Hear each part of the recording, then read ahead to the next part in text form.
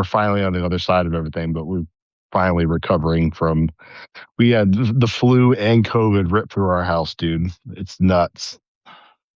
So Drake come home from his mom's house with the flu, and so we were dealing with that. And then somewhere along the way, we've all been home. We don't know where we picked it up from, but Lydia and I got COVID. So there's a potential that I had flu and COVID at one point, but I'm not 100% positive on that. COVID for sure. Oh, So, baby with COVID. I don't miss that. Oh my God, that dude, sucks. those little cries, like that's the most heartbreaking thing I've ever heard in my life. Oh, So I she was miserable, dude. yeah, I don't miss that. When Lee was first born, he had COVID, and then it's a kind of a funny story because he got croup. Do you know what croup is? No. So it's like part of like being sick and like they're like a kid's throat can swell up in a specific way that makes them sound like a goose. Oh, no. It's literally it's literally like like someone put a voice changer on a goose honking, and that's what it sounds like when they cough. Oh, no. And I'd never heard of it until Lee got it. And I wake up one night and I go into the room to check on him, and he is honking. And I'm like, I'm about to Oh, like no. throw his ass in the car and burn rubber to the emergency room before Andrea's like, nope, this is croup. It's a thing. It can happen. Relax. Just he's just sick. That's all it is. Like chill out. I was literally pulling him out of his bed to like throw him in the car and drive to the Yeah. emergency room.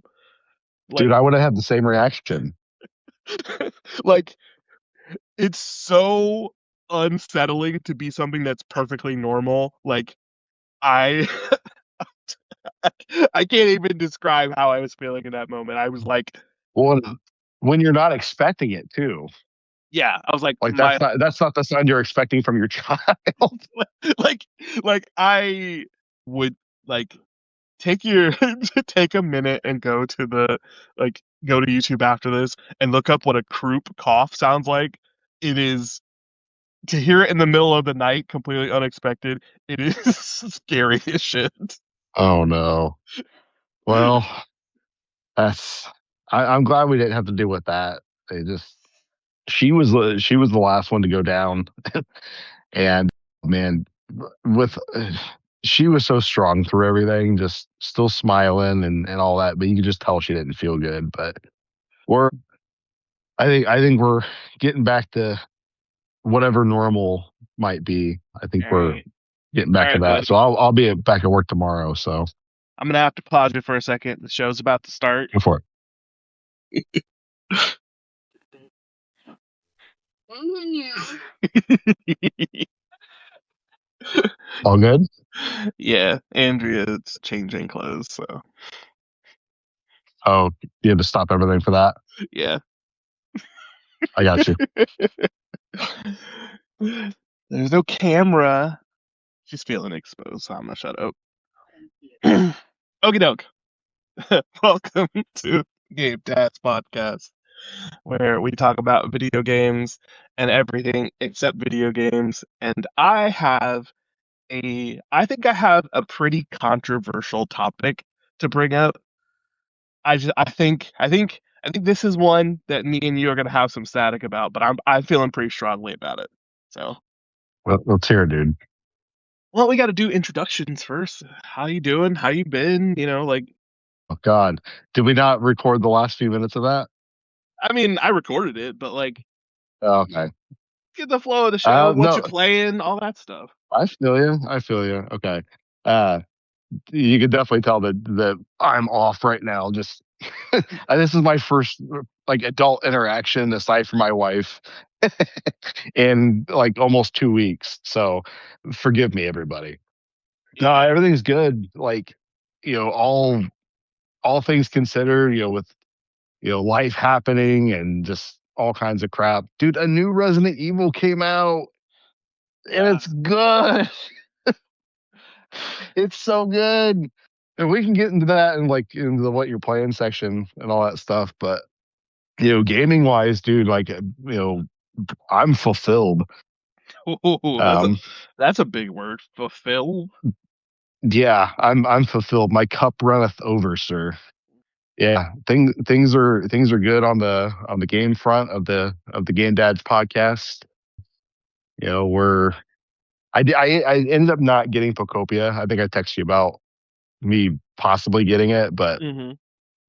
I don't really want to spend $70 on that right now. So actually, still playing Leaf Green. So like I think that came out since the last time we Yeah. podcast.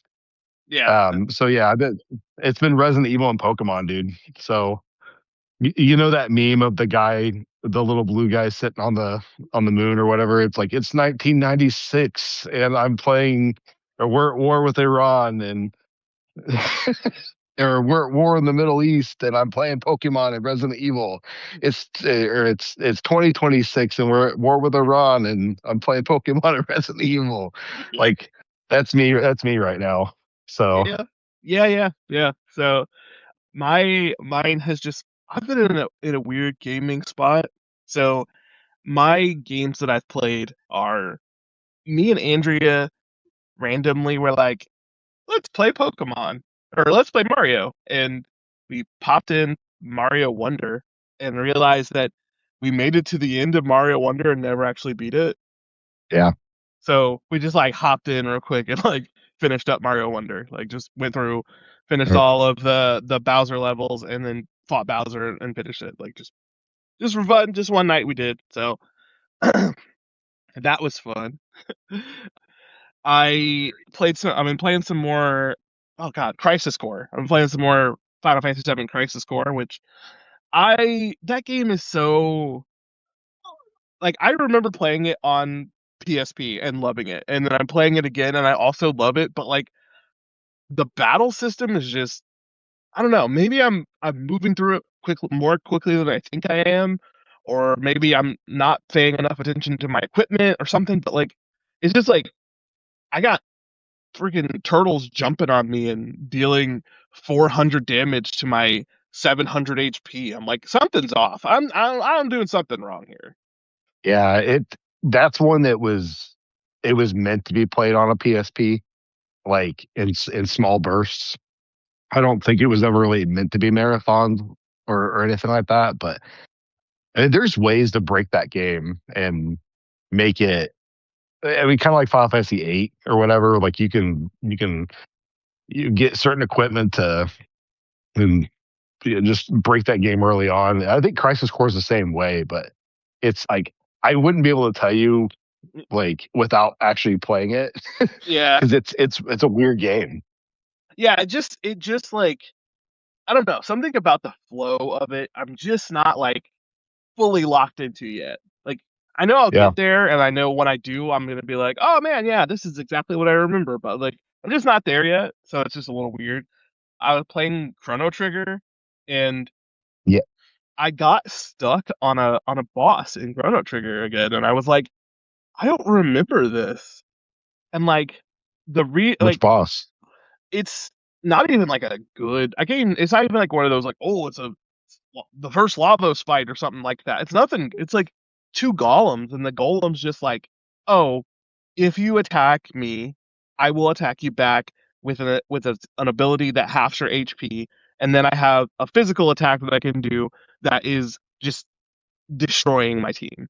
It was over and over Oh and over yeah, and over. It was half HP and then physical attack and then half HP and then physical attack. And because it's, active combat, not like turn based, you can't like set up a plan to deal with it. You just gotta like deal with it in real time. And the answer to dealing yeah. with it in real time is you have to be attacking the enemy with magic because they attack you back with a magical counterattack that you can stack your armor against. Like there are armors that do like half fire damage or half water damage or half lightning damage, and basically the goal is to line your team up on a specific element, and then use that element against the bad guy, and then they continue to counterattack you with a really weak counterattack, and then Right. sticks them in a loop basically where they just don't have the opportunity to counterattack you with anything that's powerful enough. And then if you have a healer on your team, you can basically what I did was I had all of my characters with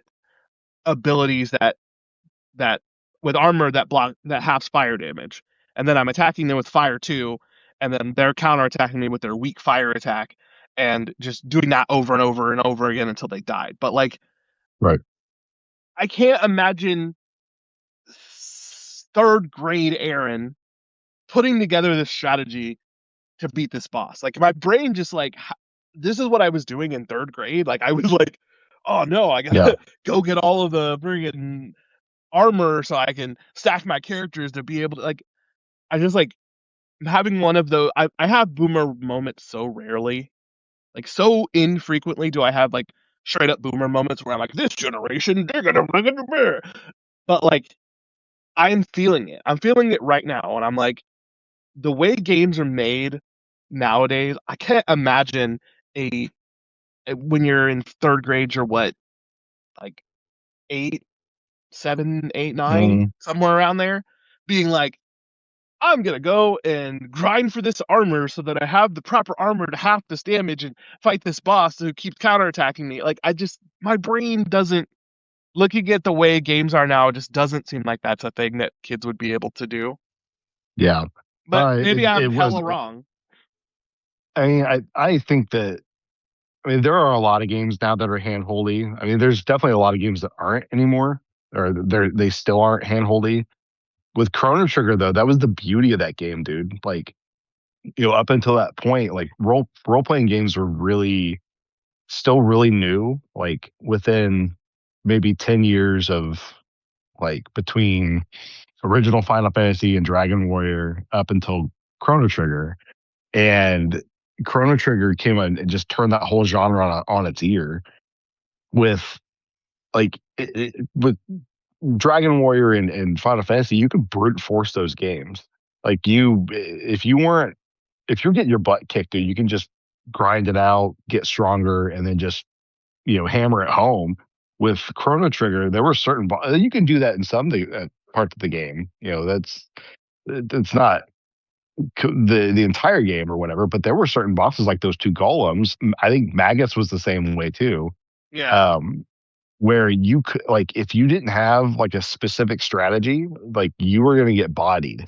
Yeah, and like that's one of the way that you're describing it is exactly what I've been doing, and then I'm running into this boss, and I couldn't do it anymore because I had a berserk ring on Isla, and I was just brute forcing the entire game because Yeah, with her berserk and like her super high attack stats, it was literally just I was just like the other characters were kind of just sitting around like, hey.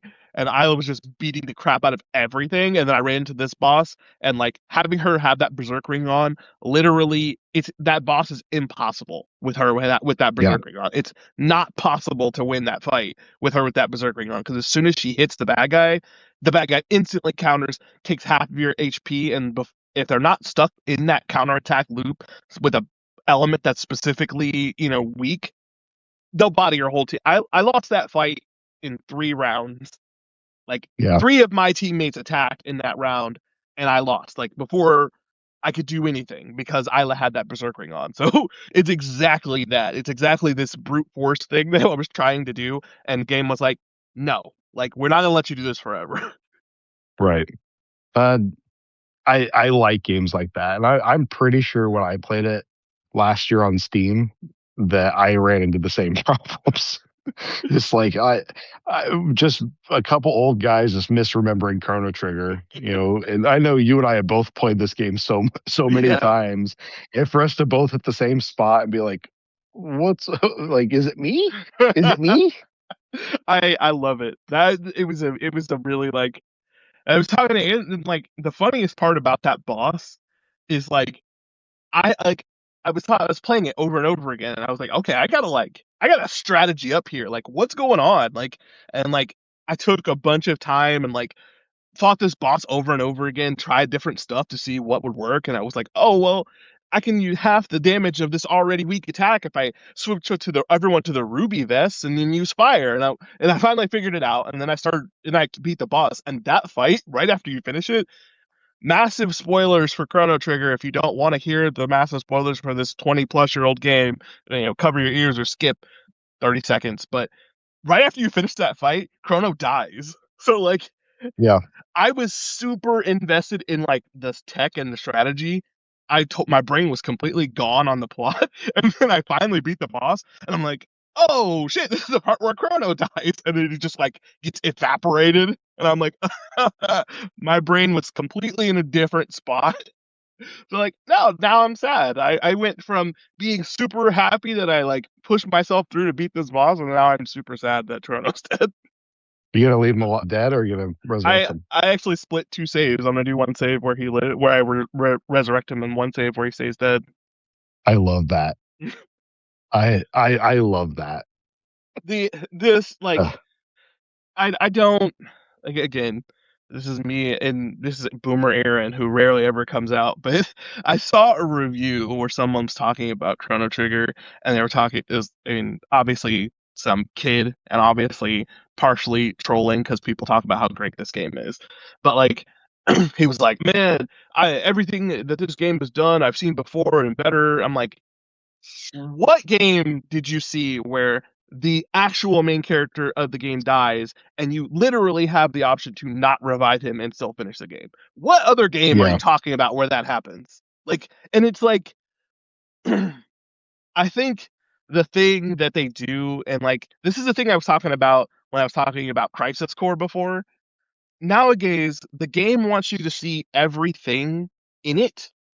So there is no, oh, well, what if you just don't do the quest to revive Chrono? Like there is none of that in new games. So the person who reviewed it probably didn't know that they had the option to not revive Chrono, or which would be more hilarious, they didn't know they had the option to revive Chrono, so they just played the rest of the game without him. Like, I need more details. Did you finish the game with Chrono or without it? What's funny is they even, if I remember correctly, when you go back to the I'm gonna call it the time hanging out because I can't remember what it is, but Yeah, it was the for the end of old time. guys at. The end of time. Yeah. that's infinitely more cooler than infinitely more cool than the time hangout. I don't Um know. I don't know. I don't know. Yeah, I don't know. We gotta take that one to committee. I don't know if it's infinitely cooler than the Time Hangout. If you go to a place called the Time Hangout, and there literally is an old man who is the literal physical manifestation of time, and starts talking to you, and he just calls it the Time Hangout.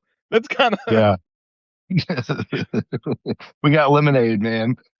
Uh but I'm pretty sure he blatantly tells you that you can resurrect him, and like, he lays out the plan to do that. He's just it's in your hands if you want to actually go and do that or not. And it's a pretty elaborate quest. yeah. It's huge, and like takes like bits and pieces from every time in order to like get all of it together to get to resurrect him, and you can just Yep. choose not to do it if you don't want to. Like that's I don't know if there's a choice that exists in video games that I think that like tops you having this quest that you can choose not to do. Like Right. one of your characters is dead. Like Eris is dead in Final. Sorry, more spoilers for 20-year-old games. Skip if you don't want to hear them. But Eris is dead in Final Fantasy VII. What? It's super dramatic that she dies, and like it's super like if you're actually deep within the lore of Final Fantasy VII, the idea that Aerith dies towards the end of the game is kind of like it's crazy in a bunch of different ways, but like the concept of the idea of like her saying dead is a choice, and it's great for the story, and they don't do anything crazy to bring her back. There's no Dragon Balls that like bring her back to life or anything. It's super awesome, and I think that's a great choice. But the idea of like creating a quest that you could go on to bring Aerith back is one thing, but then having the option not to do it is another thing. Like that, like the idea of that option existing, then of having the option not to do that Uh, quest is another entire thing. I was trying to think of the words for the that part at the beginning of Chrono Trigger where you fight that robot or whatever. Yeah. Like dun, dun, Ah, dun, dun, dun, dun, dun, dun. I was trying to think of the words for that song, but Dom says hi. hi Dom. Brett says hi. And the song you're thinking of is My name is Gato. I have silver joints. Beat me up and earn 15 silver points. Boom, boom. Yep, that's the one. Okay. You, That's why you make the big bucks. you, go play. So, just Chrono Trigger. I could talk about this freaking game all day. Yeah, So, what I was saying was, I think it's a really interesting choice to like kill off your main character and then give you an optional quest to bring him back to life. Like that's wild to me. Like, yeah. Well, and it proves my point. Frog's the real main character. Frog is one of my favorite RPG characters ever. I mean, not just RPG, but video game character. I love Frog. So, and he's one of the few that actually like translates over to Chrono Cross as well. So he's Glenn. yeah, I mean, it is the I think the statement of killing Chrono in the story is just it's very kind of, I would say, distinctive to the time period of RPGs that existed, because the silent protagonist character is this like you're supposed to impress yourself onto character who exists over all of the RPGs of that period. I mean, there are plenty of RPGs where the silent protagonist character isn't the everyman or is the guy who's actually destined to do the thing, but like 9 times out of 10, he's just this character you're supposed to like you're supposed to personify. It's supposed to be you. But in Chrono Trigger, the story of Chrono Yeah. Trigger is so deep to put one of those characters in the middle of everything that's happening. Chrono is actually the least important character in the story. So killing him and taking him out of the story doesn't actually affect the story itself. It's just the relationships everyone has to Chrono. Like he is the least important Yep. character in the entire story. I just Chrono Trigger is amazing, and I literally could talk about it all day. Bring it to PlayStation. just I need trophies. just whatever. Just stop it. Just all of this like I don't want to get into another rant because we already ranted about Breath of Fire, but Chrono Trigger is another one of these things that like stop it. So, Yeah. my baby Satisfactory I've been playing, off and on. I hopped back into Marvel Rivals for a little bit just to see all the new characters and everything that was going on. Yeah. Just my usual games are what I've been playing other than those, but like Chrono Trigger, Crisis Core, and Mario Wonder out of nowhere. Just some good old fashioned, gaming. I got to talk about one more thing that I've jumped Yeah. into since the last time we had a podcast. I'm trying to work on finishing things, and this is I would say at least 10-year I told you so to my wife, which I love. I haven't actually said I told you so to her because I'm bigger than that, but I feel it in my heart. We were watching 30 Rock, not when it came out, but like towards the end of its run. So this is 2000, 2000, maybe 12 or 13, something like that, when we were watching it. We Uh-huh. never finished it. And I finally was like, we have it. We have it because of Disney Plus and Hulu. We have 30 Rock. I don't care if you watch this with me. I am watching 30 Rock and I'm going to finish it. It's got it's got Donald Glover in it. It's got Tina Fey in it. It's got the best, my favorite Selma Hayek there's ever been. It's got my favorite Tina Fey there's ever been. It's got like I'm watching it. So we started watching it, and Andrea was like, "All right, I'll sit down with you and like just a couple episodes here and there." She wasn't like super in. She is just as locked in as I am now, and I'm like, 30 Rock, 30 Rock is funnier now than it was then. Like That's awesome. Lauren Michaels, just 30 Rock is funnier now than it was then because when it was doing all of these things topical, it was funny. to listen to because like I mean it's not hidden. I don't think I ever really cared that much during the time we watched it the first time, but the political commentary in 30 Rock is hilarious. It's so funny because like just to like try and describe this without going getting too political. Tina Fey is like this lazy like this like lazily liberal person and then Jack Donaghy is what's his face? Alec Baldwin's character, and he is this like hardcore Republican. And just listening to the way he talks in comparison to what Republicans are now is so fucking funny. Like in that sketch, in that show, in that series, he works for the Bush administration in one season. That's how Republican he is considered to be in that story. And Mhm. then listening to him talk in comparison to way the Republicans talk now, you would think this man is like a loony leftist psychopath. Like like all he cares about is money, but he is the most like racially respectful. I absolutely will not say anything that try that offends anybody, anybody based on race or sex or ethnicity. He is the most tiptoey, hilarious. It's so funny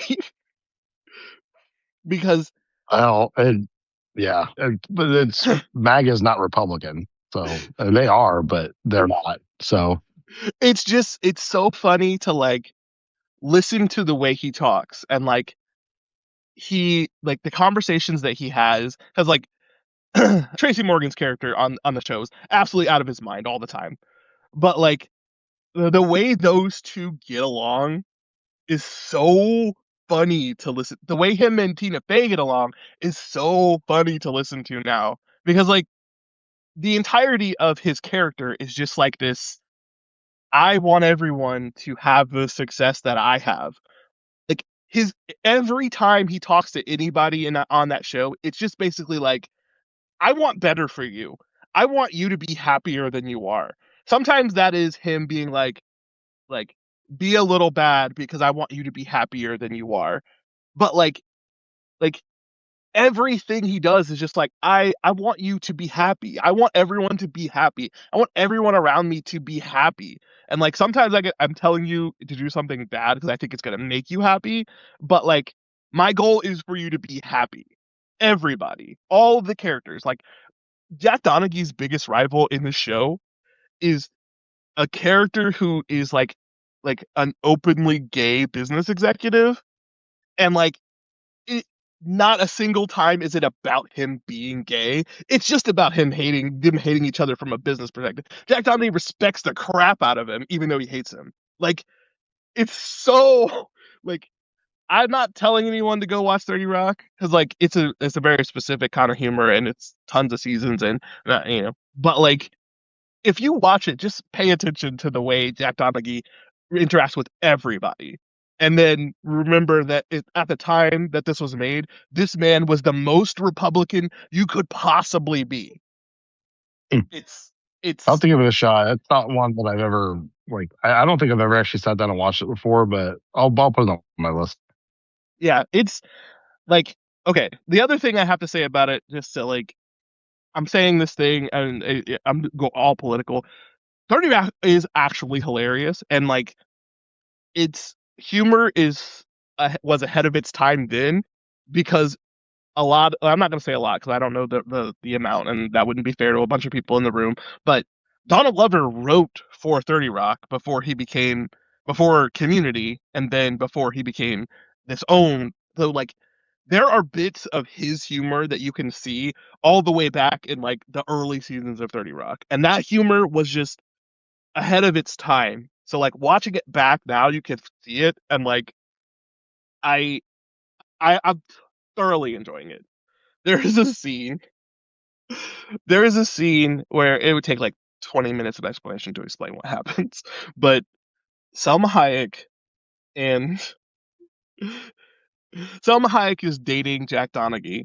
I don't remember what Selma Hayek's character's name is, but they're going through some type of like rough patch, and Jack goes to Tina Fey's house to talk to her because they're homies. Like Tina Fey's character is Tina Fey as a character in a story, so as liberal as you probably could be. And Jack Donaghy is at her house because they're best friends and they're hanging out, and he's telling her his relationship problems.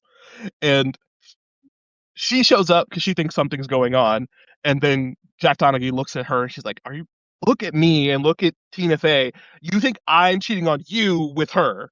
That's what you're thinking right now." And she's like, "Okay, yeah, that's stupid. So like, let's talk."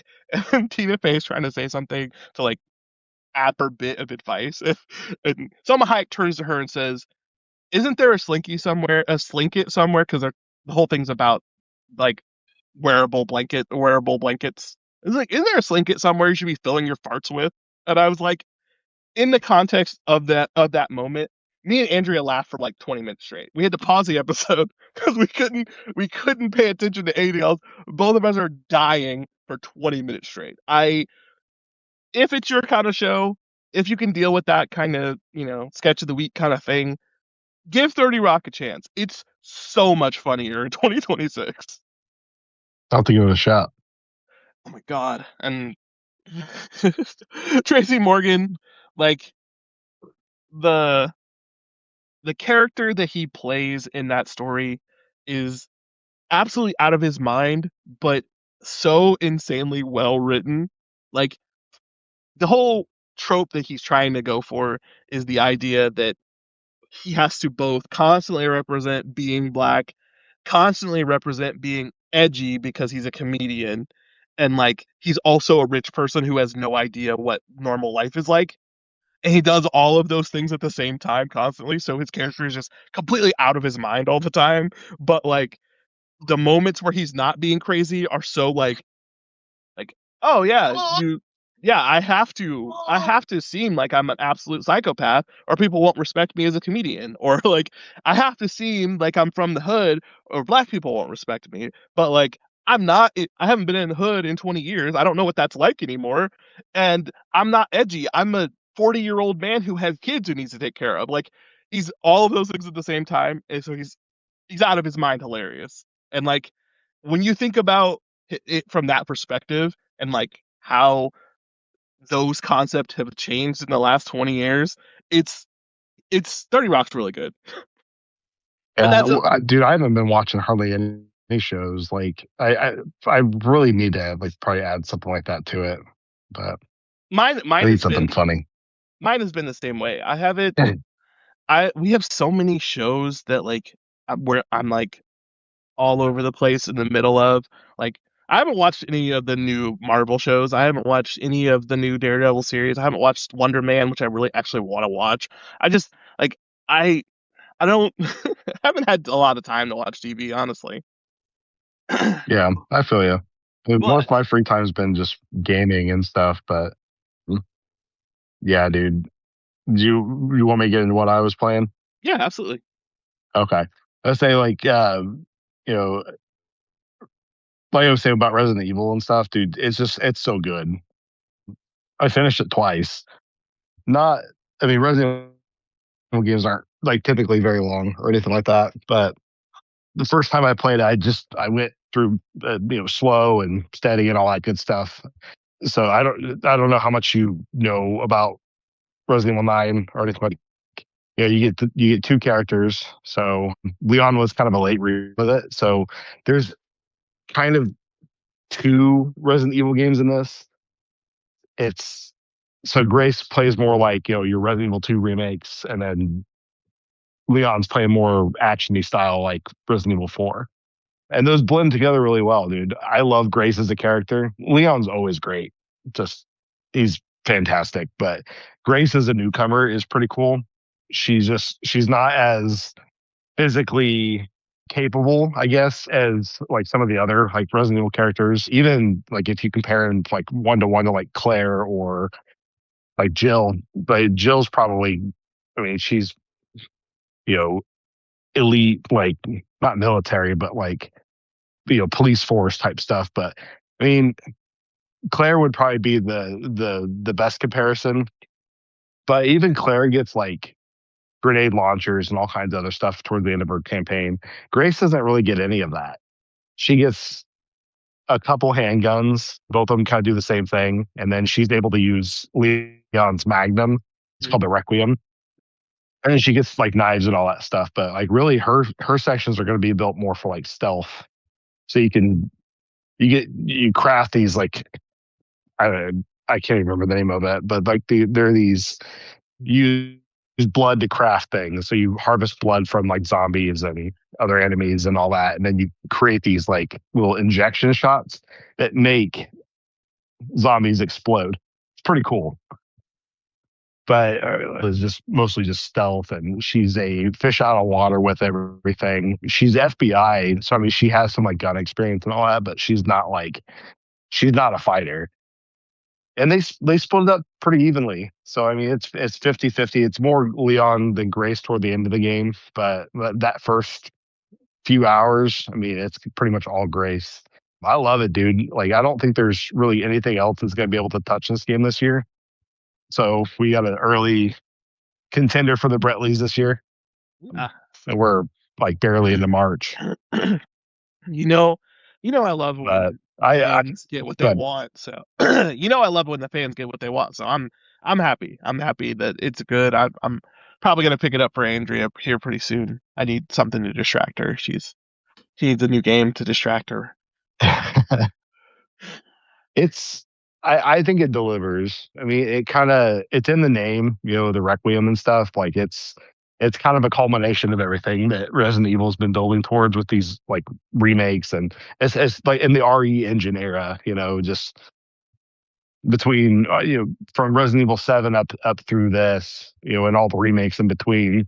Capcom's been building this like cohesive story across all these games, cleaning up stuff and making things a little bit more, I mean, easier to follow. But they added some stuff to it. So like there's this whole other group called the Connections that supposedly dates all the way back to like Code Veronica. But like even me being a hardcore fan, dude, like I there's parts of that I didn't know. There's like another group called HCF. Like it gets real in the weeds with stuff. And like if you're one of the lore people, there's a lot of stuff here for you. Yeah, it's pretty great, dude. And then, like I said, Leon's just great as always. He's got to be one of the best characters just in gaming history. Just he's got the quips. I don't think the armor is as big as it was in 4, like weapon wise and all that, but he's got his moves. He's got, chainsaws and, kick flips and all kinds of other good stuff. But yeah, really, really digging that. I'll have to go back for the platinum here soon. I still need to beat it a couple more times. I mean, I'm going to beat it a lot, but that's just what I do with Resident Evil. The other game I've been playing, aside from Pokemon, which I mean, I don't really need to talk about Pokemon. Shinobi: Art of Vengeance. I Mhm. did beat that. So, dude, it's really it's really an exceptional game.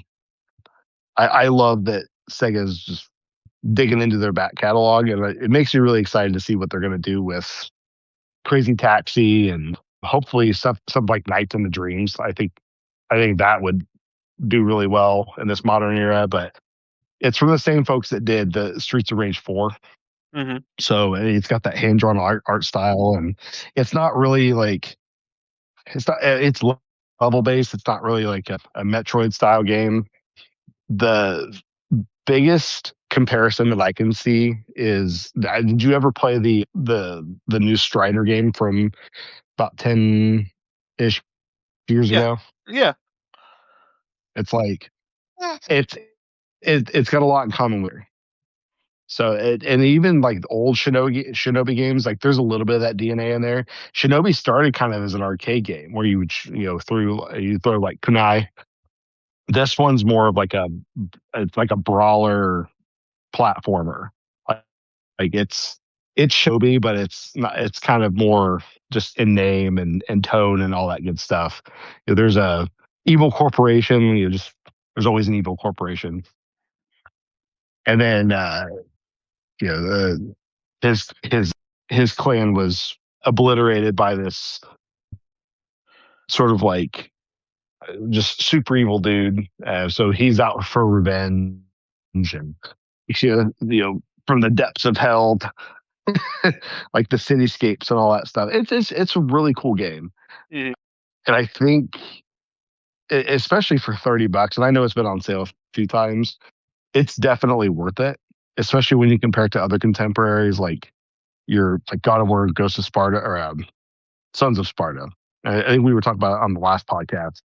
Just what Shinobi does versus something else that's comparable in price, and just the art style is fantastic.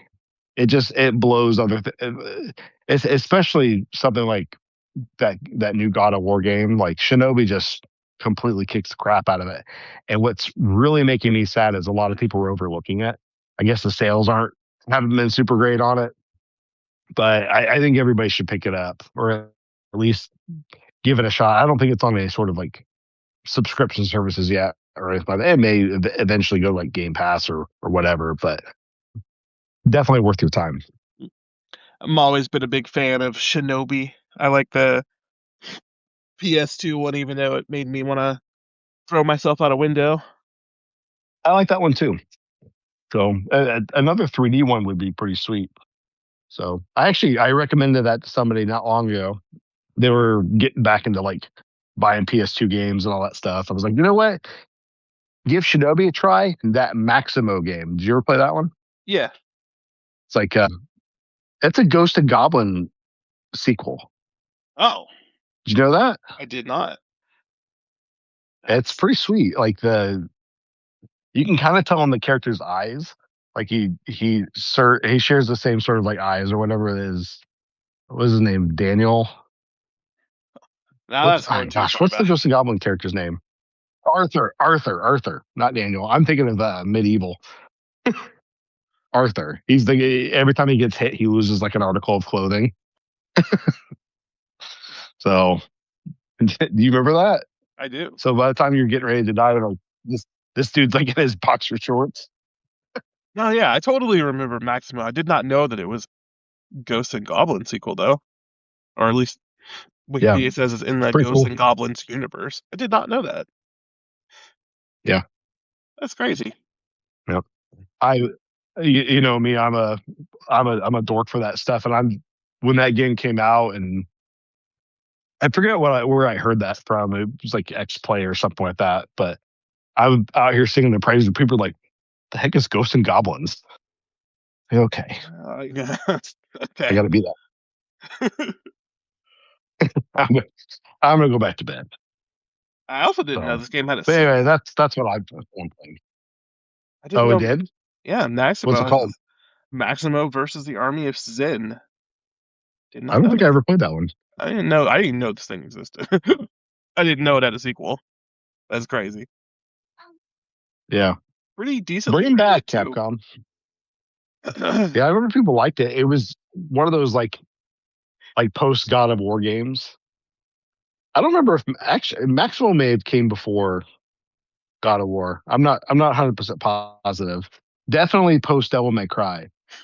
Devil May Cry and God of War kind of like all those brawlers and beat 'em ups and stuff. Like if it wasn't if it wasn't a God or a Devil May Cry clone, it was a God of War clone. Yeah. So a lot of games like that. All right. Are you ready to So argue with so me? what I am, yeah. Go for it. Hang on. I gotta open a snack. Here you Open a go. snack? Yeah, Dom came. You wanted me to Of open course. something for her. Okay. I'm about to start World War Five. I have been prepared for this. I have been watching and I have been studying for the past couple of months, and now I am ready to open up a can of worms that is going to shake the internet. Okay. For full context, I have no clue what Aaron's talking about. So He has no I'm learning with idea. everybody else. He's not ready for this. Teen Titans Go is good. It's better than the original Teen Titans. Okay. It's better than the original Teen Titans. It's funny, and the reason that people don't like it is because it's too black. What? Okay, you're it's too black. Confused. Tyler the creator wrote for it. Lil Yachty wrote for it. There's almost a rap song every 3 episodes. It's too black. The characters are too black. Beast Boy, Raven, and Cyborg are all black. They all are way too black, and people don't like it because of that. Watch that Hmm. show, and you will see what I'm talking about. Every song, every time anyone sings besides Robin, it is black or black coded. All of their slang is black coded. The way that they interact with each other is black coded. Like Beast Boy and Cyborg are if like if like you took the way that those two interact with each other out of like this context of it would be a black kid and his mixed best friend. Like Teen Titans Go is too black for people. That is why they don't like it. Like Hmm. Uh, like so I like Teen Titans Go.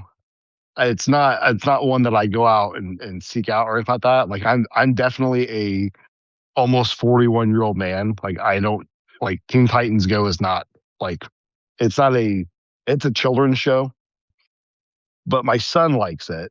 And so we went and we saw like, Teen Titans Go to the movies, and which is it's a great movie, it's by the way. Um hilarious.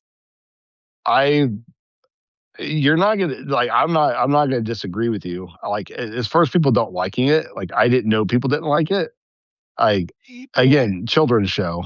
people fucking hate Teen Titans Go. They think that it is not only the worst thing that DC has produced, they think that it's the worst thing that Cartoon Network has produced. Mm. And Uncle Grandpa It's exists, and I won't have this slander. I like my Cartoon Network knowledge ends around the time like Ed and Eddie got really popular. So like I even missed stuff like Samurai Jack, which I just recently watched, and I like Samurai Jack. My Cartoon Network is Space Ghost and Dexter's Lab and all this other stuff. Like I've been I've been watching a lot of Space Ghosts over the last couple of weeks and sharing stuff with Drake. Like I sent him the one about Brack with the monkey, and like Drake's like, why do you think this is funny? And I then you look I at was some like Teen Titans, and I look at him, I say, why do you think this is funny? Like I don't know. Like it's fine. Like I don't dislike Teen Titans Go. I think it's good. It's not. Again, I'm a 41-year-old man. Like I respect it, especially as somebody that loves Robin. Like my son's named after Robin. Like you know, anytime Robin gets some love like that, I'm absolutely down for it. And then you give like something like Deathstroke, and we still laugh at the Slade thing from the movie. Crack an egg on it. Caw.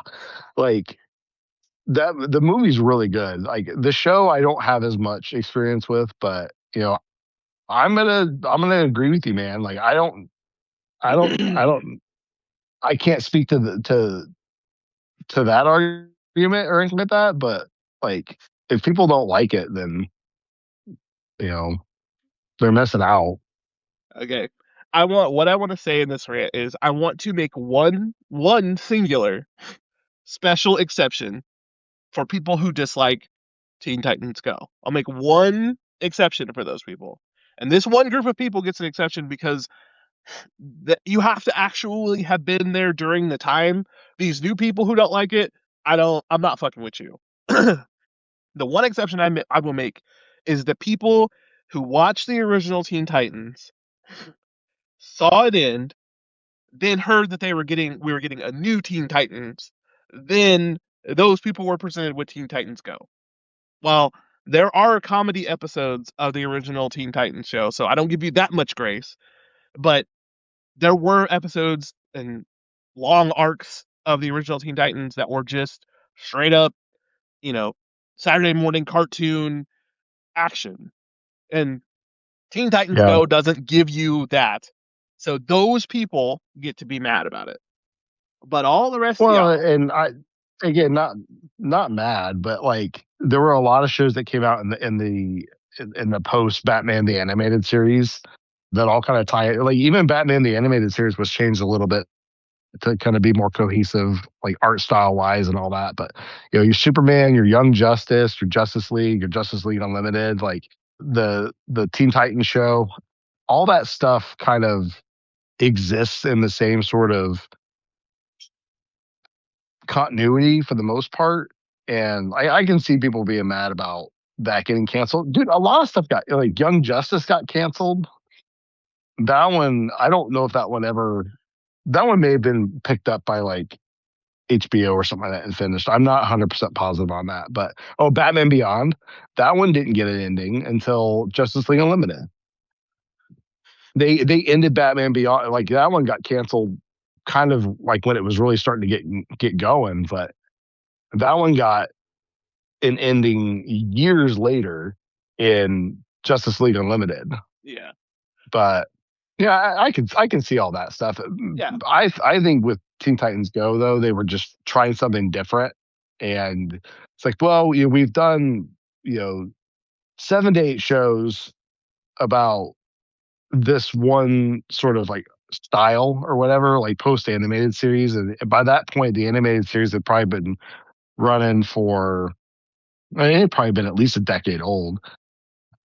So try something new and try to capture that like the quote unquote cartoon hmm era of Cartoon Network. 'Cause, I mean, that's definitely like cartoon style, like your Cow and Chicken, your Johnny Bravo, all that stuff. yeah. Like Um, the yeah. the reason that I'm like so serious about it is because like my kids, Dom and Lee, they started getting into Teen Titans. Now that it's on Netflix and it's on Disney Plus too, I think. But now that it's on Netflix, they can watch it. And like we have just been I don't know, like I know that there's a lot of jokes in Teen Titans Go that are aimed at adults. And you know, that's here nor there. It's also there for comic book fans. If you're a really big comic book fan, there's tons of stuff in Teen Titans Go for you. Like almost every character that they throw into Teen Titans Go is an actual DC character, just maybe some obscure DC character or something. But like it's all there, and Teen Titans Go is funny. I don't care if you wanted a really serious series and you're upset that you didn't get it. That's a reasonable reason to be upset. But denying that Teen Titans Go is funny is bullshit. I don't believe you. I don't believe that you Yeah. don't think any of it's funny. I don't believe you. And Oh, then it may not be for them. Like like are like there people that are like actively complaining about it? I mean And that show's really old. I guess maybe the answer here is that people aren't complaining about it anymore. But this was like Teen Titans Go was up there with ridiculousness with the level of people just absolutely hating it for no reason. Hmm. I'm also calling this one. Ridiculousness is also funny, and all of you people who hate it for no reason are boring. I think you're boring. I have no clue what that is. It's America's Funniest Home Videos, but mostly like like sports, mostly like BMX and skateboarding and so it's America's Funniest Home Videos. Like I I'm not Oh, I'm not here I'm not hearing that America's Funniest Home Videos isn't funny. I'm not hearing it. I'm not hearing it. You can't convince me that America's Yeah. Funniest Home Videos isn't funny. So doing America's Funniest Home Right. Videos again, you can't convince me that it's not funny. You can't. Yeah. This idea that Well. every bit of humor in the world has to be some super highbrow comedy, or it's pointless, or it's useless, or it's not good. Like, you can't convince me. America's Funniest Home Videos is funny, and you know what the proof of both of my statements are? Teen Titans Go was the the most watched show on Cartoon Network for like 7 years straight. Ridiculousness was the most viewed show on MTV for like 7 years straight. I don't want to hear it. Like, if you can tell me all day that those shows aren't funny, but why are people watching them relentlessly? Mhm. I'm not hearing it. So my point here is, if someone had convinced you over the course of time that Teen Titans Go is not funny, it is not good, go watch it. And I have to tell, as I try to do, I always try and tell one joke. If I'm trying to say something's funny or something's good, I always try and tell one joke that I think is funny. And not, I mean, they made a whole like 3-part series of essentially the movie Heavy Metal, but instead of it being a movie Heavy Metal, it's a random, like like I don't know, glam rock song that they just decided that was going to be the entire 3 episodes about, where they transform into cars and do all kinds of crazy shit. But like, there's an episode where they're trying to make they're trying to make improvements on Titan's tower, and they want to like make it bigger and add stuff to it. The enemy is essentially bureaucratic red tape, and then it goes from them stopping them from improving the tower to just fighting this bureaucratic red tape as like the villain of the week. The bureaucratic red tape has them all trapped and tied up, and then Robin is like, "Oh no! Like, we can't escape this red tape. We can't escape it. There's only one thing that can stop bureaucratic red tape." And then he just reaches in his pocket and pulls out a wad of cash and hands it to the bad guy, and the tape disappears, and everyone just is free, and that's the end of the episode. Beating an That's enemy, awesome.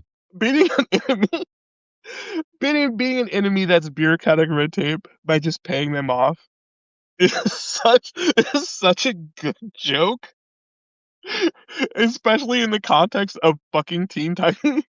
I laughed.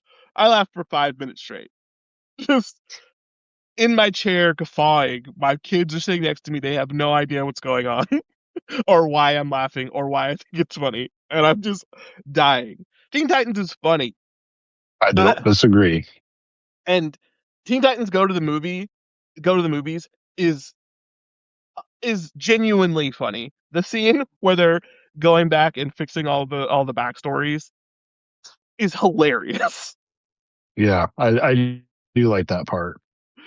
Oh my god. Okay, so like, if if you have been convinced, if you're a person who would watch Teen Titans Go, I mean, I don't think our audience skews as old as us, but they skew older than a kid show. But if you would watch, if it's the kind of stuff you would go back and watch, give Teen Titans Go a chance. It's actually funny, and there are the idea, like the meta of Teen Titans Go, the level of meta they get into for a comic book story is hilarious. Like, there's an episode of Teen Titans Go where they go back, and essentially they treat themselves as the nerds complaining about, I forget what the newest Thundercats remake was, but like they treat themselves as those nerds, and then they're like, "We hate this show because it's not what we wanted from a Thundercats remake." And then they actually fight the characters from the Thundercats remake, and then they lose, and they're like, "Oh, are we all just dumb idiots talking about shit we don't know because we've never actually seen this show?" And then they're like, "Yeah, you are. It hasn't come out yet." I guess we have to wait until we actually watch the show to complain about it. I it's That's like half the fun of the internet. I just like watching that show. It is both so aware of the hate that it receives and the hate that other shows receive.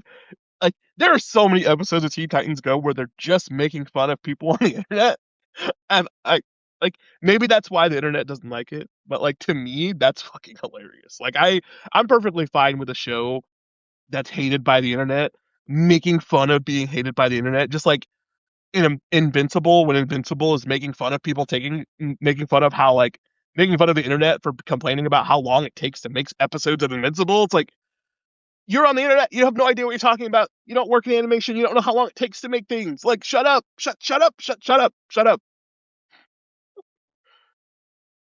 So, in conclusion, things are just some things can be funny and they can also be dumb. You can have things that are dumb and funny. I'm not gonna sit here and tell you that ridiculousness in America's home funniest home videos aren't dumb. They're dumb. They're dumb things. They're just videos of people falling out of chairs and shit. But it's funny. And the fact that you're denying that it's funny just for internet points is stupid. Is stupid. Lydia agrees. It's stupid.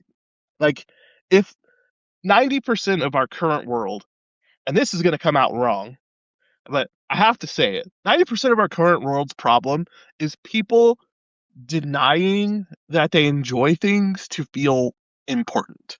Like when when you're watching someone stand on ice and then they slip and fall, that's funny. It's less funny if they're seriously hurt, but if they get up and laugh it off, you would laugh. You would laugh at that on the street, a person you didn't know. So just admit that that's funny. Just admit that those goofy things are funny. It's it'll bring more people together than it will separate if you just admit that those things are funny. Yeah, No one actually thinks you're cool because you agreed. don't. No one actually thinks you're cool because you don't like Teen Titans Go. But it doesn't. No, you're not getting any points. No one's like, oh man, I thought this guy was an asshole, but then he was like, oh, I don't think Teen Titans Go is funny, so now I'm gonna get dinner with him next week. No one, that's not happening. Just, uh, Well, I think the other part too is just like you don't have to have an opinion on everything. You exactly. know, if you don't like something, you can just walk. I mean, a great example is I don't like the rise of the Ninja Turtles. I'm probably the biggest Ninja Turtles fan that most people know. I just I just choose not to engage with it. You know, yeah, you don't need to write like op-ed pieces or hop on message boards or tell every person on the street that you don't like something. And every, everybody has something that they don't like. You know what I mean? But like, you don't need to tell everybody. Yes. Like not You know how much you don't need happier to. you know how much happier you'll be in life if you form your communities around the things that you like instead of forming your communities around the things that you don't. Well, yeah, I Because mean, and it's fun to have like a civil discussion about the stuff that you don't like. That's perfectly fine. But like, just don't engage with it. like like Prop up the things that you do like. here's my 2 cents on that. Like if you form your community around something that you like, guess what you get to do with that community? Enjoy the thing that you like. I like Dragon Ball Z. I form my community with people who also like Dragon Ball Z. And you know what we do? We sit around and talk about Dragon Ball Z. But if you form your community around something that you don't like, guess what you have to do? You have to engage with other people who don't like the thing that you don't like. You have to engage with the thing that you Right. don't like constantly in this group of people who don't like it. That's dumb. Like Yeah. okay. So I'm gonna write you a scenario here real quick. Say you don't like onions. And then you form a I don't. committee, a group of people who also don't like onions. Hmm. Guess what you have to do with that community? Talk about onions. So my counter to that is like I actively do tell people how much I hate onions. I don't care who it is. I'll go to people on the street. I'll I'll pick an address in the phone book, and I'll write them a letter. I'll mail it to them. Just tell them how much I hate onions. Onions are the fucking worst. They are awful. They should not exist. I hate onions.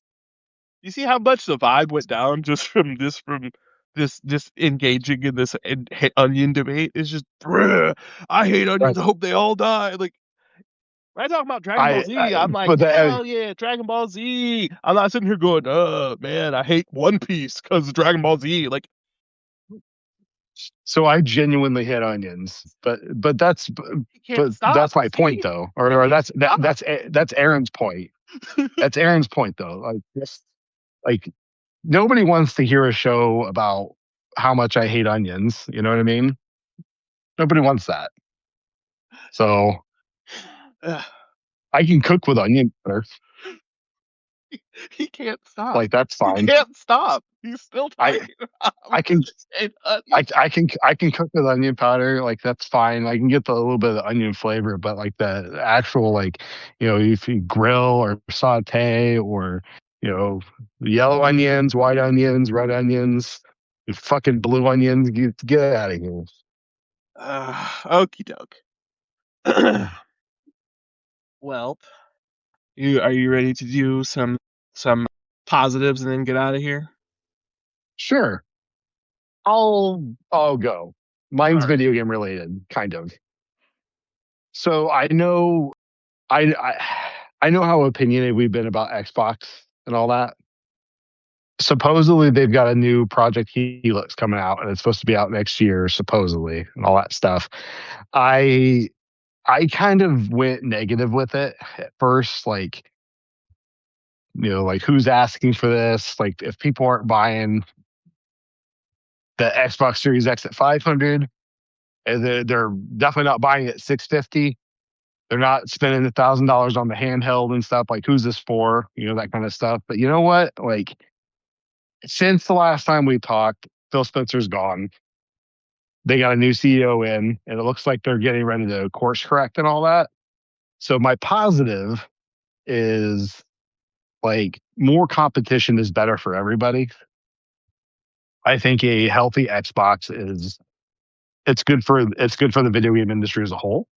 I think that if they can bring this back and they've been down before, like just their whole 2013 with the TV sports Call of Duty stuff. And you know we have an offline console, it's called the Xbox 360. Like there all the weird crap that like this is an Xbox, like that whole ad campaign was awful. But I do think that if they can turn this around, I think it's better for everybody. So my positive is that I want to be more positive about the Xbox, and I want to see them thrive, even though like that's not my preferred place to play. I want to see them thrive. I'm rooting for them. That scrappy underdog Microsoft. You know, I'm rooting for them, dude. The Xbox has always been a great console. Like those first two consoles they put out, some of I still think like the 360 is a top three console all time. Like it's definitely it's in that conversation of being one of the best ever. And I'll fight anybody that disagrees with me on that. I'm not going to actually fight you, but I'll definitely have a intelligent debate with you. A healthy Xbox is good for everybody. So Yeah. my positive is keep it at Microsoft. Yeah, I agree. It's like I remember we had this conversation when we were talking about when we were doing the Bretleys, and I said in that conversation, you can go back and quote me. I said that I don't I don't like what Xbox is doing, and I don't like the idea of them not remaining competitive because it's bad for the current system the way it is set up.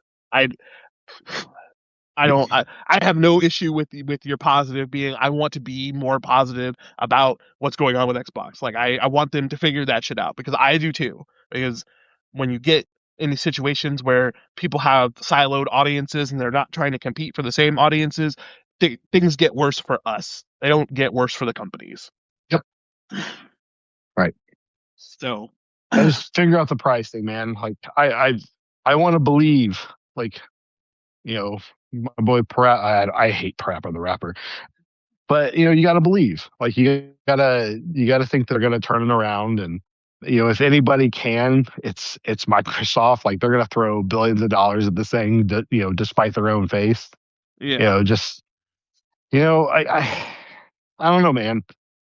Like there's still a lot of things I disagree with when it comes to the Xbox, but I still think that there's a lot of good that can come out of it. At the very least, like I'm excited to play Halo on my PlayStation, yeah. you know, but I don't know. Hopefully they can turn it around. Anyway, And that's my piece. my positive is just like I because Dom is a preemie, I spend a lot of time like worrying about where she's at and like making sure that she's you know excelling like her and similarly to her classmates and like also kind of just that I also have this thing where I want her to be a good person. Like I want her to, you know, you know, be positive and be happy and all of those things, like a parent should. But, I worry about it particularly because she's a preemie and she started so far behind. I just, I'm always worried if she's caught up and keeping up. So she had her parent conference recently and her kindergarten teachers had nothing but positive to say about her. She's right where she Nice. should be. And like the thing that makes me really happy is, and I think this is partially because she started her, we had her in like, I don't know, I guess all preschool was just preschool, but she had an extra year of preschool because she was a preemie. And I think part of that, she, she's so used to being around people who have disabilities or, stuff like that, that she sees those people as just other kids. Like I feel like there's a lot of opportunity to like when you see, kids with disabilities, you see them as kind of other and you want, you're playing with, your peers. She doesn't see that and I think that's so crazy and like she doesn't have that. Like she sees everybody in her class as someone to play with and like she has a kid in her class with like some physical disabilities that she in her brain just automatically thinks to accommodate for, like make sure that he's being included in things and like, you know, it plays with him like a regular kid where I feel like a lot of kids wouldn't think that way and it impresses me to no end. Like I'm like it's so amazing to me that she just like gravitates towards these people at all times and like wants to make sure that they're included and they're having fun and you know if they're having sensory issues she is like before a teacher jumps apparently the way that the teachers describe it she is the one who's telling everyone to quiet down if someone's having sensory problems or she's helping kids carry things or making sure that they're included in whatever game they're playing and she does that herself without being prompted like it's just something that's natural to her now and like it impresses me in a way that like I can't even describe. Like that makes me so happy. So like having the teacher come back and be like, Yeah. "Yeah, she this is what she does all day." Like when we're playing and one of the other kids doesn't feel included, she's the one who's going over and bringing them into the game or like I said if she's someone's having a sensory issue, she's the one telling people to quiet down so they can have some space to like, react to whatever's going on like and I'm like I I couldn't be happier. Like just knowing that's the kind of person she is just makes me so happy. Yeah. That's awesome. So that Yeah, is she's my a very kind little girl. she is. She's super super kind and it's awesome to see and I love it. So, Well, also that mm, they hate is something that is taught. It's not something that kids are born with. You know what I mean? yeah, for sure. And it's not So it's not something that people think that prejudice. yeah, people think that they like I mean there are people who are like don't like this person because they're this way. Don't be around this person because they're this way. But like they learn that from watching how you interact with people, and then they know Right. they pick up things from how you interact with people. So like it's not something that they're just inside of their bodies that's just waiting to leak out. It's not. The way that people describe it as just something that's Right. natural or something that's instinctual, it's not. If you don't teach your kids to Nope. think that someone is different or or bad because they're different, they don't think that way. That's something that you teach them. Agreed. Agreed. Good for Dom though. That's awesome. Like So my good marks Andrea, from your teacher always a good thing. yeah, Andrea was the one who got to go, but she came home and she was just beaming about the story that the teacher was telling her about her, Dom including these kids and making sure they were taken care of. And I'm like, yeah, that's her because she was the same way in preschool and now she's the same way in kindergarten. And I'm just like, just want to make sure that that keeps happening. That's awesome, man. I truly miss those. I guess, and we'll get to do that with the new baby and all that stuff down the line. But we don't like drink school doesn't really do the parent teacher conferences anymore. We like they'll send like emails and all that stuff. And if there's an issue, then at that point we go and meet. But like Drake is who he is. He's a moody teen now, but he's he's a great kid. So, but I miss that. It's just it's nice reassurance that you're doing the right thing and all that stuff. I mean, the the right thing's always. I think it's easy to differentiate that kind of stuff, but to have somebody sort of validate it, Hmm. it's just especially like a teacher or something like that. It's always a nice thing. Yeah, just have them go. Yeah, we love your kid and she's awesome and she does all of these nice things for her classmates. I'm like, damn right she does. Okay, well, we've got one last thing that we got to talk about before we Oh say yeah, goodbye. what's Yep. up? When are we rescheduling? Oh yeah, I'm not sure, dude. So that's a discussion for probably offline. So Mhm. we're working through some stuff. So Ah, that's a discussion for offline. just playing. Whenever it works. All right. Wibbity wham wham Yeah, nozzle. dude, I haven't seen anything on it though. Like that's the thing. Like, have you heard anything about it? Nope. Not a single. I have not heard a single review. I have not. Anytime any advertisements come up, I skip them. Like I have not. I am completely in the dark. We are going in blind. Same, same. Okay. Well, tell Mars sent you. Hell yeah. Goodbye. Goodbye.